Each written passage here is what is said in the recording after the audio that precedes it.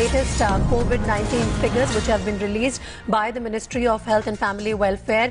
As far as the active cases in India are concerned, it stands at 3,90,459, while more than 7 lakh people, in fact, have already been treated and discharged after getting treatment of COVID-19. Let's go across to my colleague Hina Gambhir, who's joining us on the phone line for more inputs on this. Hina, the figures are even now spiking in several states of the country, but there are some silver linings coming in terms of some other states like major metros like Delhi and Mumbai managing to, maybe bring down the curve.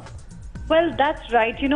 For example, in the month of June, it was largely Mumbai and Delhi which remained the hotspots in our country. But now we are seeing some other metro cities only emerging as the new hotspots. For example, Bengaluru, Chennai, these are the new cities, Ahmedabad also, which are now emerging as the hotspots, where suddenly there has been a spike in new cases that has been reported over the last couple of days.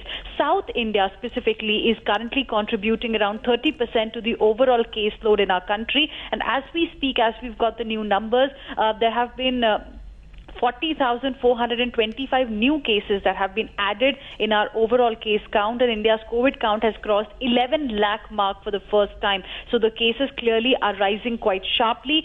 681 deaths have been reported in one day, which is the highest so far. But what is important also to see the recovery rate, where 7 lakh people have already recovered. That's also a big number that we have to really focus on, taking our recovery rate to over 62%. Now, if you see out of these 11 lakh odd cases that we have in the country, the active cases are just 3,90,000, and this is what the government wants us to focus on. But the way in some states like Karnataka, Tamil Nadu, UP, Bihar, the numbers are rising in the last couple of days. It perhaps needs some sort of a change in strategy, because there are hopes of a possible vaccine perhaps by September this year, but we all know how vaccine development can actually take months, so we can't really rely on that. And there are certain reports also indicating that in the monsoon season, in the winter season, the cases might just increase even more. So we got to be prepared for all of this, and it's upon the citizens now to ensure that social distancing norms are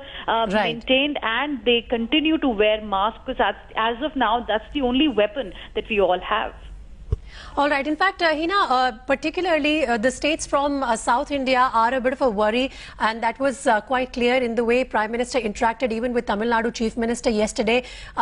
It's all right that testing is going up in states like West Bengal and Tamil Nadu, but then that is also the time when you get these daunting figures, which are a matter of concern.